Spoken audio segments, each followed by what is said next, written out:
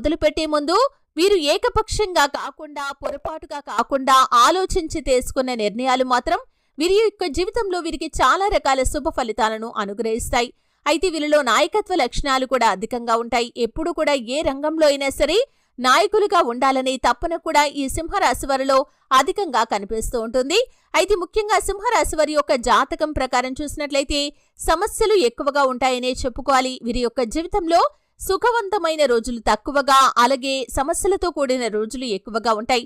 అంటే వీరి యొక్క జీవితంలో ఇప్పుడు సమయం బాగుంది, మాకు ఎటువంటి కష్టాలు లేవు అనుకునే లోపే ఏదో ఒక సమస్య వారి ముందుకు వస్తూ ఉంటుంది.